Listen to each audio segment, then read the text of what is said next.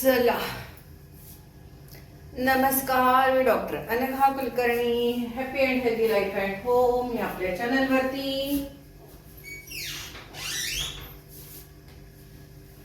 Health tips असतात, beauty tips असतात, तसंच मोटिवेशनल टॉक सुद्धा असतात.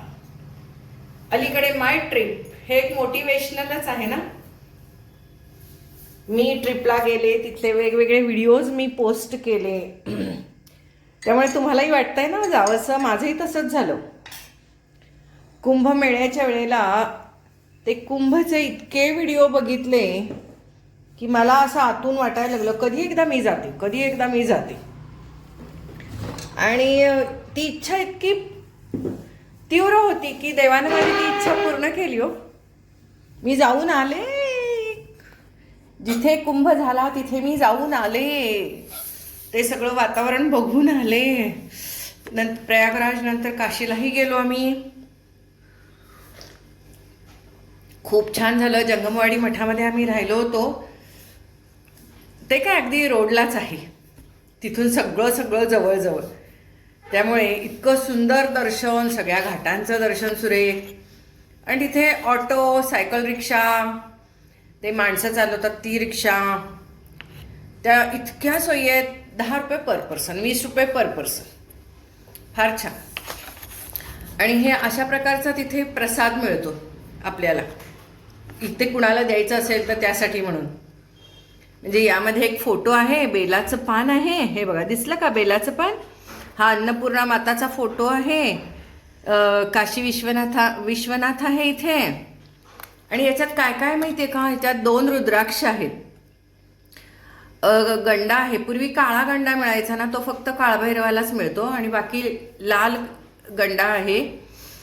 आणि मखाने असतात तिथं प्रसाद म्हणून. मखाने, शेंगदाणे, चुरमुरे आणि खडीसाखर असं सगळं प्रसाद म्हणून मिळतो. याच्यामध्ये आणि एक पॅक असतो, त्याच्यामध्ये हे सुद्धा त्याच्या आतच असतं. ते इतकंच छोटंसं असतं.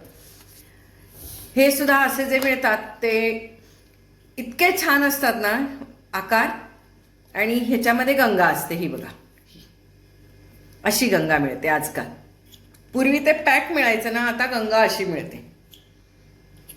काशीतनं ते बाटल्या बिटल्या असतात की नाही, भरून आणतात. ते काशीतनं आणायचं नाही म्हणे, हरिद्वारून गंगा आणायची. आणि ही पुजायसाठी गंगा. आणि मेल्यावर घालतात ना तोंडात, ती ही गंगा.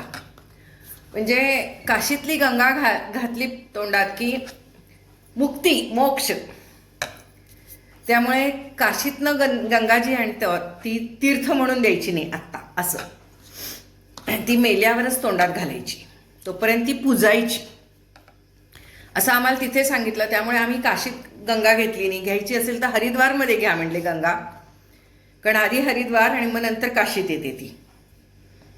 तर आम्ही नर्मदेचं पाणी आणलेलं आहे, ओरिजिनल ओंकारेश्वर. तिथून डोंगरातनं, गोमुखातनं बाहेर पडणारं ते आम्ही तीर्थ आणलेलं आहे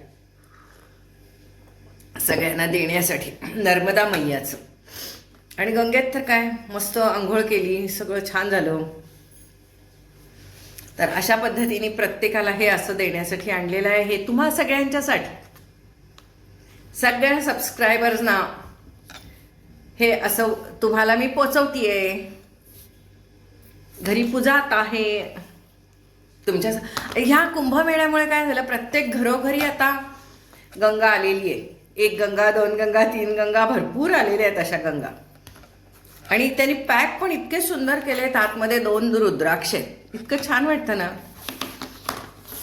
मस्त. एकूण त्यांनी छान केलेलं आहे. काय गं बाई, अंग खाजायला लागलं. इथं आल्यापासून सारखं अंग खाजायला लागले थंडीमुळं. तिथल्या थंडीला काही झालं नाही. तिथली थंडी खरं तर 10 डिग्री वगैरे असायचं टेम्परेचर. पण अजिबात त्या थंडीचा त्रास व्हायचा नाही. खरी थंडी कधी तिथं रात्री 3 ते सकाळी 6, 5ला आमची आंघोळ व्हायची.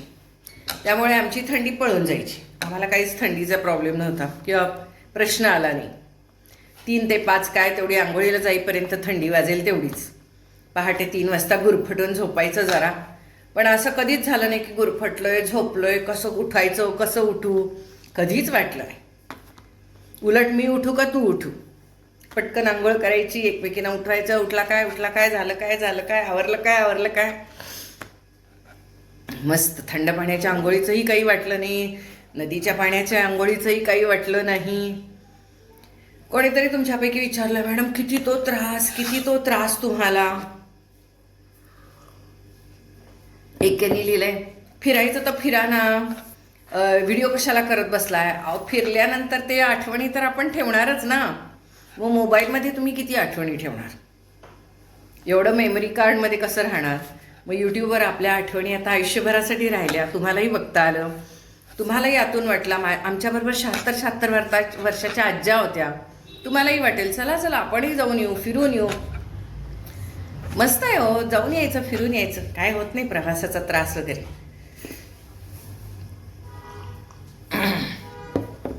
तर तुमच्यापैकी कोणीतरी लिहिलं की थंडीचा त्रास, हिंडण्याचा त्रास, फिरण्याचा त्रास, खाण्यापिण्याचा त्रास, बाहेर खाण्याचा त्रास, झोपणं, अवेळी झोपणं, बाहेरचं खाणं, प्रवासाचा त्रास, हे कसं काय शक्य आहे. तर सगळ्यांच्यात मीच होते, वयाने लहान, त्यामुळे मी असं म्हणूच शकत नव्हते. आणि सगळ्यात मलाच असं वाटत होतं की हे मला झेपेल का, आणि काहीच झालं नाही, कुणालाच काही झालं नाही. मग माझ्या लक्षात आलं, ह्या अशाच इकॉनॉमिकल ट्रिप्स करायच्या, भरपूर करायच्या. आता तर खरं फिरायला सुरुवात करायची, पुढची 10-15 वर्ष नुसती फिरून काढायची. मेरा भारत महान, सगळं भारत बघून काढायचा वारंवार. आणि ते सुद्धा म्हणजे एकदा काशी केली की काशी झाली असं नाही. पुन्हा बोलवलं कोणी, चला येणार काय, जायचंच. पूर्वीसारखं आता नाही, एकदा जाऊन आलं की झालं असं म्हणायचं नाही झालंय माझं बघून, झालंय माझं. कारण की दर वर्षाला एवढ्या सुधारणा होत आहेत की काय सांगायचं. आणि एवढी देवळी मोठे करतायत, कॉरिडॉर करतायत मोठे, एवढ्या डेव्हलपमेंट होत आहेत की तुम्ही दरवर्षी जरी त्या ठिकाणी बघायला गेलात तरी तुम्हाला ते नवीनच वाटणार आहे, छानच वाटणार आहे. आणि जर प्रवासाचा त्रास झाला नाही, खाण्यापिण्याचा त्रास झाला नाही, हवामानाचा त्रास झाला नाही, झोपण्याचा त्रास झाला नाही, तर मग आपण जाणारच ना. काहीच झाला नाही. रात्री काही वेळ आम्ही तर काशीमध्ये त्या दिवशी रात्री 2ला पोहोचलो होतो आणि पहाटे 5ला आम्ही आंघोळी करून तयार होतो. 1-2 तास जेमतेम झोपलो असो, पण एवढं फ्रेश वाटलं. उठलो, पटापट आंघोळी केल्या, काही जणी नदीला गेल्या. माझं काय व्हायचं माहिती का, जिथे जिथे सबस्क्रायबरच भेटायचे, मग त्यामुळे मला ते नदीवर आंघोळ नको वाटायची. मग मी काय म्हणायचे, असू दे नळावरच करूया. पण जिथे इथं पूर्ण कपड्यांवर करता आली त्या ठिकाणी केली मात्र. प्रयागराजला वगैरे तर ते असंच घालतात, वरनं बदा बदा बदा बदा बादल्या ओततात. आंघोळी घालणारा तो आंघोळ घालतो, तो म्हणतो द्या 50 रुपये देऊन टाकायचे. एवढ्या खालनं बदाबद बादल्या ओतलेल्या असतात, मस्त वाटतं. म्हणजे असंही काही वाटलं नाही की सगळेजण पैसे खेचतायत वगैरे, काही नाही. आपण आयुष्यात एकदा कधीतरी गेलेलो आहे तिथे, त्या लोकांचा तो रोजगारच आहे ना. तर मग छान वाटलं, असं द्यायला वगैरे पण छान वाटलं. असं काही वाटलं नाही की ते खूप खेचतायत. फक्त एका ठिकाणीच असं झालं की म्हणजे ते म्हणतात ना की ह्या ठिकाणी सीतामातांनी हे केलं, काय स्वयंपाक केला, ह्या ठिकाणी पोळ्या केल्या, ह्या ठिकाणी भात केला, ह्या ठिकाणी खीर केली, असं म्हणून मग त्या ठिकाणी या ठिकाणी ताक केलं, मग त्या ठिकाणी रवी ठेवलेली असते, एका ठिकाणी पोलपाट लाटणं ठेवलेलं असतं. असं कुठं काय काय ठेवतात. मग त्या ठिकाणी आपण नुसते हात जोडले, नाही देणार म्हटलं की अक्षरशः म्हणजे एकट्या दुःख्या बाईनी जाण्यासारखं नाही. काही 1-2 ठिकाणीच मग अक्षरशः ते असं सोडतच नाहीत. द्या पैसे 10 रुपये दिले तर 20 द्या म्हणतात, 20 दिले तर 50 द्या म्हणतात, 50 दिले तर 100 द्या म्हणतात, 100 दिले तर 500 द्या म्हणतात. असं 1-2 ठिकाणीच अनुभव आला, बाकी कुठंच अनुभव आला नाही, कुठंच नाही. आणि तुम्हाला सांगते, VIP पासेस, VIP दर्शन, सुगम दर्शन हे सगळं तिथल्या तिथं मिळतं. म्हणजे असं काही डायरेक्ट आधीच ऑनलाईन बुकिंग करायला पाहिजे, काही नाही. तिथं गेल्यावरती असतात, किती लाईनमध्ये असतात हो. असे 50 काउंटर असतात. अयोध्येला 50 काउंटर आहेत. चप्पल ठेवायला 50 काउंटर, पास काढायला 50 काउंटर, किती काउंटर आहेत. 10 मिनटंसुद्धा उभं राहावं लागत नाही. तिथंच आपण तो घ्यायचा, पास घ्यायचा आणि पुढं जायचं. काय माणसं कमी असली तरी फिरावं खूप लागतं. त्या बाहेरपासून आतमध्ये जाईपर्यंत 2-2, 3-3 किलोमीटर चालावं लागतं, गोल गोल गोल गोल. तेच मोठा त्रास आहे. गर्दी असली की असं वाटतं गर्दी आहे, गर्दीतनं आपण चाललोय. पण गर्दी नसताना असं गोल गोल फिरत जाणं ते फार हेक्टिक आहे, फार हेक्टिक आहे. म्हणजे नुसतं आपण पळतोय पळतोय पळतोय लाईनीतनं, असं त्या ह्याच्यातनं, असं ते डोक्याला त्रास होतो. असं वाटतं सोडा की मध्ये समोरून कशाला गवाचाचा मला फिरवायला लागलाय. पण सगळ्या ठिकाणी व्हीलचेअर आहे. 150 रुपये दिले की व्हीलचेअर मिळतात. डायरेक्ट देवासमोर नेऊन उभं करतात. त्यांचीच माणसं असतात न्यायला. ती सोय खूप चांगली आहे, तसं काही नाही आहे. पण देवाने आपल्याला पाय दिलेले आहेत, जाऊया की पळत देवाला भेटायला. काय तो आनंद असायचा, काय ते मस्त. आणि तरुणही तेवढेच आणि वृद्धही तेवढेच. आम्ही तर काय वृद्धात मोडतच नाही. मी आता सगळीकडे जाऊन आल्यावर माझ्या लक्षात आलं मी तरुणातच मोडते. 70 नंतरची लोक एवढी आहेत, एवढी आहेत, एवढी येतात, एवढी हिंडतात, एवढी फिरतात, एवढी अशी एकदम स्ट्रॉंग आहेत, हेल्दी आहेत, सक्षम आहेत की खरोखर आपण असं म्हणणं सुद्धा मला झेपत नाही, मला जमत नाही, कसं करू, काय करू, हे म्हणणं सुद्धा चुकीचं आहे. केल्याने देशाटन म्हणतात ना, ते खरंच आहे.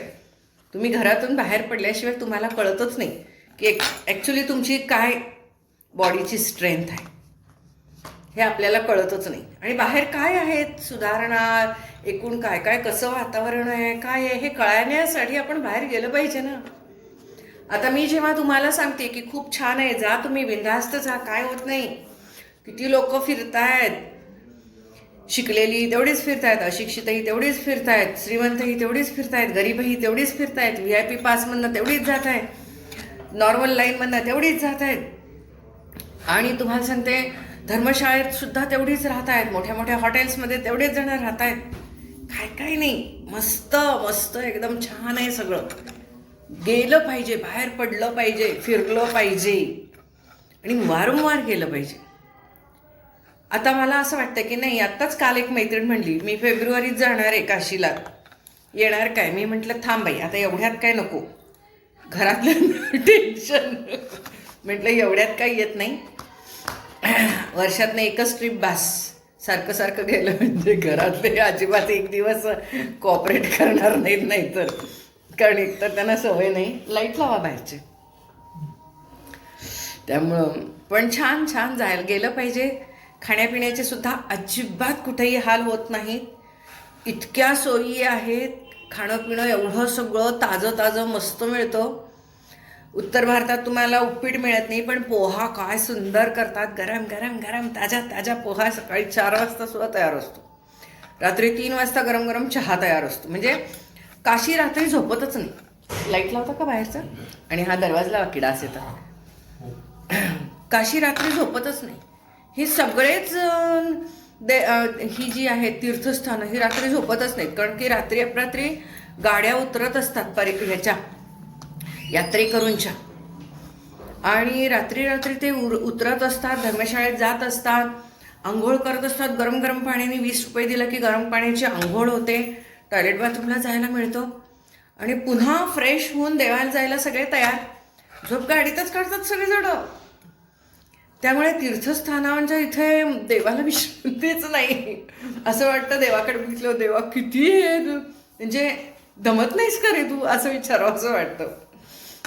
पांडुरंगाला तर तुम्हाला सांगते, विठोबाला आम्ही गेलो तर एवढी गर्दी होती, एवढी गर्दी होती. त्या ठिकाणी म्हटलं पहिलाच दिवस होता आमचा, मग आम्ही चंद्रभागेमध्ये गेलो आणि मग त्याच्यानंतर आम्ही मुखदर्शन घेतलं. आणि ताकपिठे विठ्ठलाचं मात्र मस्त पाय दाबून छान दर्शन घेतलं, पायाला हात लावून ताकपिठे विठ्ठलाचं.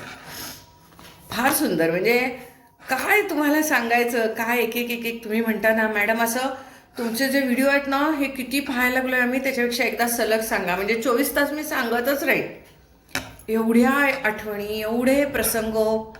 तुम्हाला सांगते सगळ्या ठिकाणी लॉकर असतात. लॉकरमध्ये तुम्ही काही काही ठिकाणी तुम्हाला मोबाईलपासून सगळ्या गोष्टी ठेवाव्या लागतात.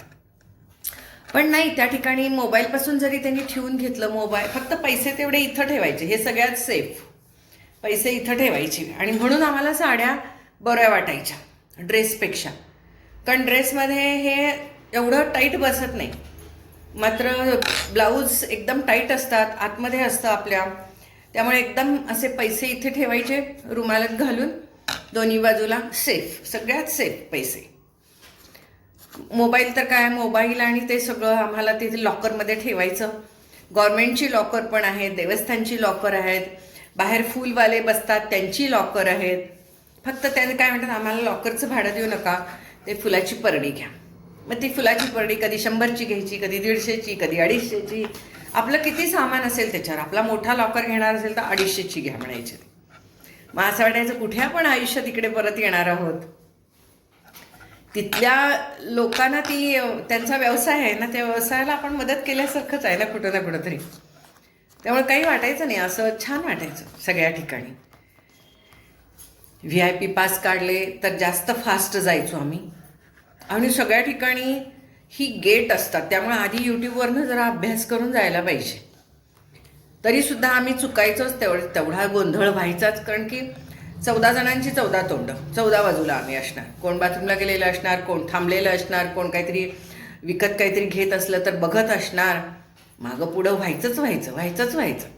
म्हणजे मी तर म्हणायचे त्या देवानंच चुकवायचं आणि देवानंच मिळवायचं. कारण सगळ्यांच्याच कडे काही फोन असायचे नाही तो, आणि असले फोन असायचे लॉकरमध्ये. तरी 2 ठिकाणी आम्हाला फोन ठेवायला लागला. एक तर श्रीकृष्ण जन्मभूमीच्या तिथं एक आम्हाला फोन ठेवावा लागला, आणि दुसरं म्हणजे काशीत फोन ठेवावा लागला. काशीमध्ये एकदा तुम्ही फोन ठेवला की सगळी देवळं करून यायचं, काळभैरवनाथ, अन्नपूर्णेश्वरी, जेवायचं वगैरे, आणि मगच बाहेर यायचं. खरेदी वेळेदी ढिगभर करायची, पैसे तर असतातच तुमच्याजवळ, आणि मगच तुम्ही यायचं त्या लॉकरला. आणि बघून जायचं तुमचा लॉकर किती गेट नंबरला आहे, लक्षातच येत नाही. 6-6 गेट असतात, कुठं तुम्ही गेलेले असता. पुन्हा रिक्षा करून यायचं त्या गेटला. मात्र एवढं आहे की ज्या लॉकरमध्ये तुम्ही ठेवलेलं असतं त्या लॉकरचं तर तुम्हाला त्यानं किल्ली आणि त्याला त्यानं कार्ड लावलेलं असतं स्वतःच्या दुकानाचं.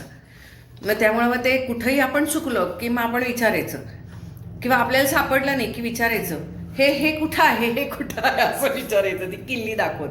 मग ते सांगायचं, यहाँ से जाओ, वहाँ से जाओ, ऐसा जाओ.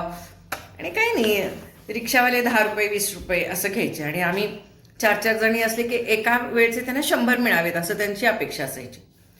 मग 20 रुपये पर हेड, 10 रुपये पर हेड असेच पडायचे आम्हाला. त्यामुळं छान. आणि तिकडच्या थंडीचा आम्हाला अजिबात त्रास झाला नाही. इकडं आल्यावर मात्र सगळं सूट व्हायला लागले. तिथं एवढं कोल्ड क्रीम नेलं होतं, व्हॅसलीन नेलं होतं, काय नेलं होतं, काहीही बाहेरसुद्धा काढलं नाही. उलट आम्ही साबण लावून आंघोळ करायचो मस्तपैकी. इथं आल्यावर मात्र सगळं असं पांढरट व्हायला लागले, हे सुद्धा असं जरा सुटायला लागले. तिथं कसला थंडीचा त्रास नाही, काही नाही. आणि कपडे मात्र काशीमध्ये खूप छान मिळतात, मस्त मिळतात कपडे, स्वस्त मस्त, कॉटनचे, पुरुषांचे, बायकांच्या साड्या, ड्रेसेस, स्टोल, ओढण्या, शाल, सगळं स्वस्त मिळतं.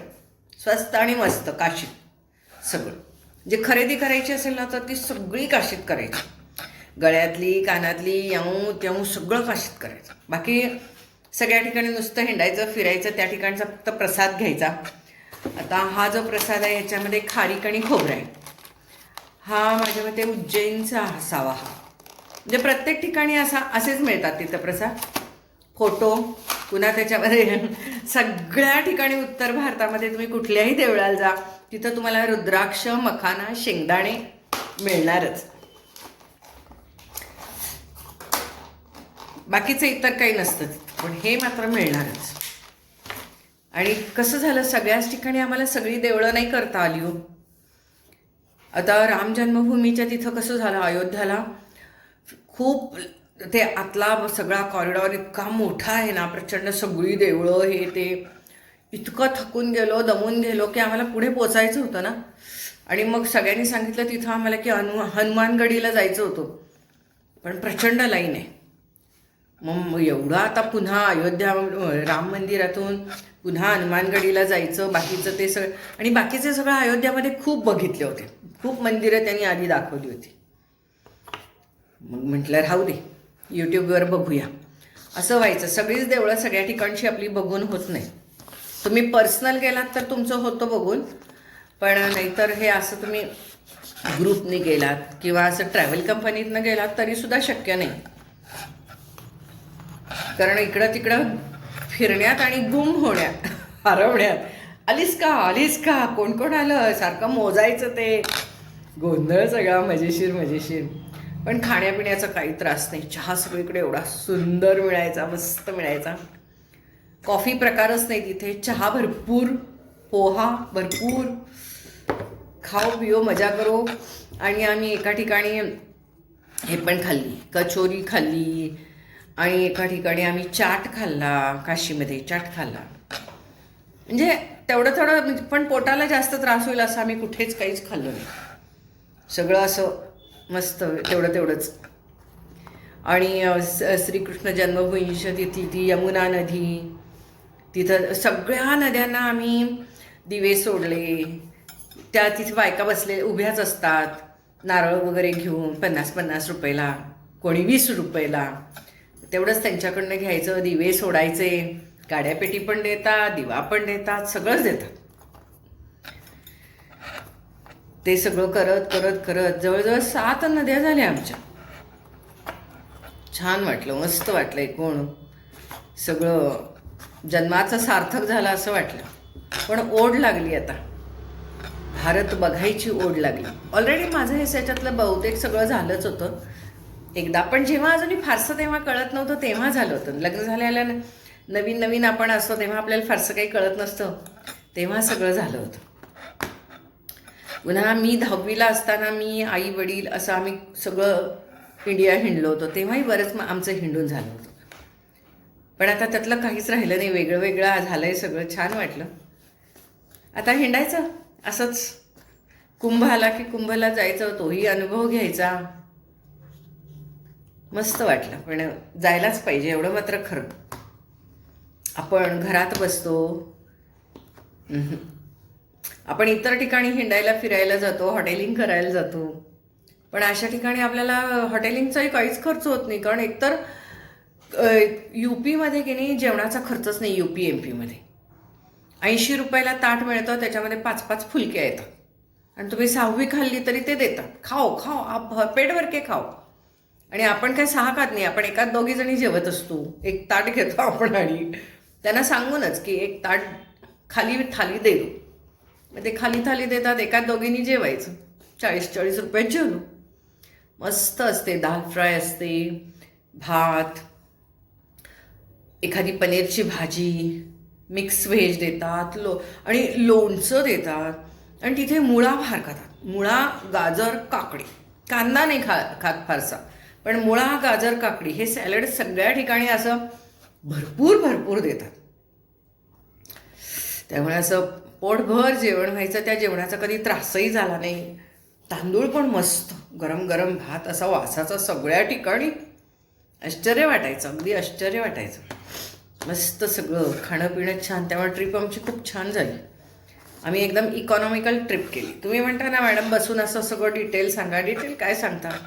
सुरुवातीला गेलो पंढरपूरला, नंतर गेलो तुळजापूरला. सगळं छान, सगळं स्वच्छ, सगळं मस्त, कुठेच घाण नाही, काही नाही. आता पंढरपूरला चंद्रभागेच्या वर तिथं थोडीशी असणार ना, त्याला काही इलाज नाही ना. नदी म्हटलं की थोडं होतं तसं, आणि माणसं खूप जास्त येतात, मग थोडं होतं. पण ठीक आहे, तसं काही कुठं वाटलं नाही आम्हाला. फक्त तिथंच तेवढी थोडीशी वाटली. पण बाकी कुठल्याही नद्यांवरती असं काही नाही, फारशी घाणबीण अशी वाटली नाही. थोडं प्लास्टिक, थोडं बाटल्या बिटल्या प्लास्टिकच्या ह्या अशा कडेला येतातच, पण नद्या एकदम चकचकीत आणि स्वच्छ, एकदम छान.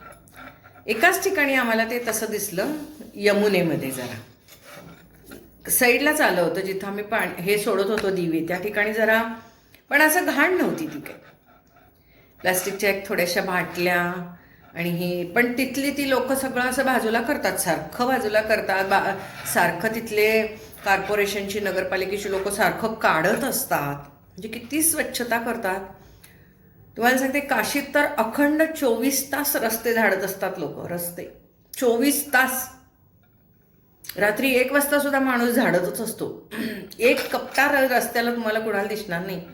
आणि एक अनुभव सांगते, आम्ही जसा वाराणसी मध्ये, म्हणजे वाराणसी म्हणजे फक्त काशी नाही, वाराणसी मतदारसंघामध्ये जेव्हा आम्ही प्रवेश केला, तुम्हाला सांगते रात्री 9, 9:30, 10ला आम्ही त्याच्यात प्रवेश केला. आणि एवढे मोठे अफाट मोठे रस्ते, स्वच्छता, सगळ्या ठिकाणी त्रिशूल, अख्ख्या वाराणसी मतदारसंघात. आणि असं वाटत होतं की आपल्या पंतप्रधानांच्या मतदारसंघातनं आपण चाललोय. हे एक प्राऊड फिलिंग होतं तिथे. मस्त वाटत होतं. काय भव्यता, काय रस्ते, काय त्याची डेकोरेशन, काय किती ते जबरदस्त. काय मोठंच्या मोठं. म्हणजे एक काशी एक वाराणसी फिरायचं असलं तर 8 दिवस नुसते पाहिजे. नुसते 8 दिवस पाहिजेत तुम्हाला फिरायला. काशी विश्वविद्यालय आहे, किती काय काय काय काय बघण्यासारखे. हे काय आपण 2 दिवसामध्ये काय बघणार, पण तेवढंच आपण जेवढं बघू तेवढं बघू. सगळंच नाही ना तसं शक्य आपल्याला बघणं. त्यामुळे मी तुम्हाला म्हटलं, जरी तुम्हाला कोणी म्हटलं परत येणार काय, होच म्हणायचं आणि जायचं. एकट्या वृंदावनमध्ये 5,500 सुंदर सुंदर देवळं आहेत. 5,500 देवळं आहेत. किती हिंडाल आणि काय हिंडाल. आपण 3, 4, 5, 6 हिंडतो फक्त. शक्य नाही आपल्याला एवढं हिंडणं. आपले डोळे थकून जातात बघून बघून, चालून चालून चालून चालून. असं वाटतं कधी एकदा चहा पिऊ, कधी एकदा चहा पिऊ असं होतं. आणि जिथपर्यंत ऑटो रिक्षा जातात तोपर्यंत रिक्षा जातात हो, पण बाकी असं सगळं चालावं पण खूप लागतं. सगळे बॅरिकेड लावलेले असतात, मग त्याच्या आत काही रिक्षा जात नाही, काय जात नाही. 2 पायांची रिक्षाच की आपली, तसंच जावं लागतं. पण छान मस्त आहे. हिंडतोय फिरतोय तोपर्यंत जाऊन यायला पाहिजे. आणि मला असं वाटलं की माझं 10 वर्ष आयुष्य पण वाढलं आणि 10 वर्षांनी मी तरुण पण झाले. मला असं वाटलं की नाही जमतंय आपल्याला, सक्षम आहोत आपण. नाहीतर तुम्हाला सांगते इथून एक अर्धा तास प्रवास करायचा की मला असं वाटायचं मला टॉयलेटलाच येईल, मला बाथरूमलाच येईल, मी काय करू. आणि मला माझ्या सगळ्या मैत्रिणींनी सांगितलं, मी म्हटलं मी असा प्रवास कधी इकॉनॉमिकल केला नाही आहे, स्वतःची गाडी येऊ तेव्हा असं केला आहे, चला चला बिंदास्त चला. मी म्हणायची, मी घरामध्ये जेव्हा ते सामान माझं जे आहे ते मी असं इकडं लावलं, उचलून बघितलं तर छातीतच दुखायला लागलं भयानक. मला वाटलं आता माझा अटॅकच येणार. मग मी म्हटलं मला बहुतेक जमणार नाही यायला. मैत्रिणींना सांगितलं ना मला यायला जमणार नाही, हे असं सामान उचलणं करणं. ती म्हटली तुम्ही या तिथं, बघूया आपण काय करायचं. आणि कुठे काय कुठं काय, कधी सामान उचललं, काय काय केलं, काही कळलं नाही. किती सामान उचललं काय कळलं नाही, किती चाललो कळलं नाही. अहो त्या गाडीवरती, टेम्पो ट्रॅव्हलरवरती सामान चढवायचं तर आमच्या महिला अशा वर चढायच्या. सगळ्यात वरती ते ड्रायव्हर मामा चढायचे आणि अशा महिला चढायच्या त्या शिडीवर वगैरे. तुम्ही बघितले असतील आमचे व्हिडिओ, महिला चढायच्या. जे किती अंगात ताकद. एकतर तुम्हाला सांगते, मला गेल्या काही वर्षात, मी पण आत्ता एवढी गडबडीन जायचं कारण म्हणजे एकदा मला मानेचाच त्रास झाला, एक वर्ष मला नाकातनं रक्त यायचाच त्रास झाला, 1 वर्ष माझ्या छातीतच दुखायचं, 1 वर्ष मला फ्रोझन शोल्डर, 1 वर्ष मला टाच टेकायला येत नव्हती, असे पाय फुगले होते. मी म्हटलं ह्या वर्षी आपल्याला अजूनही तरी काही नाही, तोपर्यंत चटकन जाऊन येऊया. माझा हात हा जरा बरा झाला असं मला वाटलं आणि चटकन मी निर्णय घेतला आपण जाऊन यायचं. देवानं आत्ता आपल्याला व्यवस्थित ठेवलं, पटकन जाऊन येऊया असं ठरवलं. आणि खरंच तुम्हाला सांगते, झटकन ठरवलं आणि पटकन जाऊन आलं. आणि खरंच देवाची कृपा की देवानं बोलवल्याशिवाय आपल्या ही तीर्थयात्रा होत नाही, तेवढं मात्र खरं. मला सगळेजण जेव्हा काशीचं गंगापूजन घरच्या घरी केलं, मग त्यानंतर हळदीकुंकू केलं त्या दिवशी, तर ते म्हटले किती वर्षानंतर तुम्ही गेलात हे असं. म्हटलं होय, जवळजवळ 25 वर्षानंतर मी अशी बाहेर पडले. तोपर्यंत घर घर घर घर धरून राहिले आणि असं वाटायचं की माझ्याशिवाय घराचं काही चालणारच नाही. पण काही नाही, मस्त घर छान चाललं होतं, छान सगळं, काही नाही. तेवढं थोडंफार होणारच ना, आपल्यासारखं सगळं कसं मेंटेन होईल, पण मस्त काही नाही. एकूण छान असा वेळ आपण स्त्रियांनी काढला पाहिजे. थोडंसं मैत्रिणींच्या बरोबर फिरलं पाहिजे. घरातल्यांबरोबर फिरणं आणि मैत्रिणींच्या बरोबर फिरणं, तीर्थयात्रा करणं, ह्याच्यात जमीन आसमानाचा फरक आहे. घरातली लोक काय करतात, चल चल चल चल चल, हे बघितलंय, चल चल चल, हे कशाला, ते कशाला, असं कशाला. मैत्रिणी म्हणजे काय नाही, 5 रुपयाचा हिशोब घालायचा आणि हे बघूया, ते बघूया, हे घेऊया, ते घेऊया. सगळ्या मुक्त पंछी सगळ्या जणी आपल्या मस्त हिंडत होत्या. तर पुन्हा एकदा तुम्हाला काशी विश्वनाथाचा प्रसाद घ्या. गंगा पुजायची आहे. हे गंगा जी आहे, काशीची गंगा जी आहे, ते तीर्थ आपण मेल्यावरच तोंडात घालायचं. जिवंतपणी काशीची गंगा तोंडात घालायची नाही. हरिद्वारची गंगा आपण तीर्थ म्हणून घेऊ शकतो, पण काशीची गंगा जी आहे ही पूजायची आणि मेल्यावरतीच तिचं ही फोडायची आणि तोंडात घालायची. तर आता आपल्या प्रत्येकाच्या घरामध्ये या अशा कुंभमेळ्यामुळे प्रत्येकाच्याकडे अशा आलेल्या आहेत आणि गंगा आलेल्या आहेत आणि खूप स्वस्त आहेत हो. या 80 रुपये डझन, 100 रुपये डझन, 40 रुपये डझन. छोट्या छोट्या आहेत त्या 40 रुपये डझन. हे 100 रुपये डझन ह्या आकार. ह्याच्यापेक्षा मोठा आकार असेल तर 120 रुपये डझन. आणि नीटनिळ्या चंबू पण मिळतात, पण हल्ली ते असं बंद असतं ना पॅक, ते नाही मिळत, हे असंच मिळतात ते. पण छान वाटलं, मस्त वाटलं. जाऊन या तुम्ही सुद्धा. मी अशाच गप्पा मारत राहीन, तुम्हाला मोटिवेट करत राहीन. तुम्हालाही संधी आली तर अजिबात सोडू नका. मला होईल की नाही असं म्हणू नका. देवाचं बोलवणं आलेलं आहे, जा त्याच्या भेटीला.